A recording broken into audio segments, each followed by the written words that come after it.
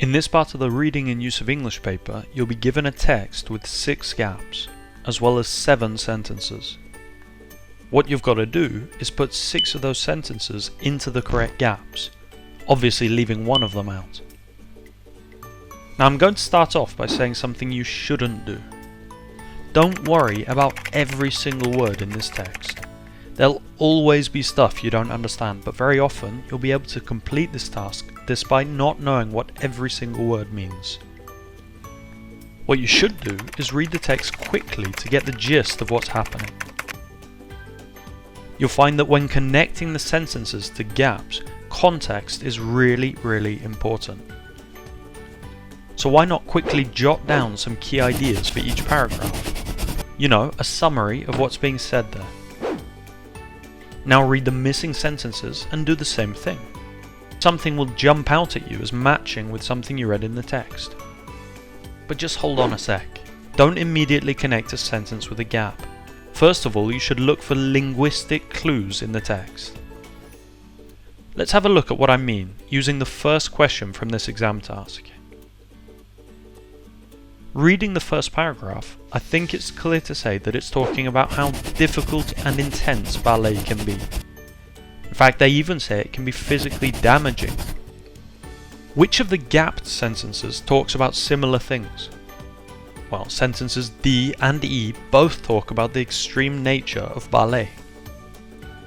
But remember, we also need to look at clues before and after the gap, not just the context. Here you can see, I would beg to question this, which means I'm not sure I agree. So the author doesn't agree with what was said previously. In other words, he or she doesn't agree with the general thought that ballet dancers are pushed extremely hard, almost to breaking point.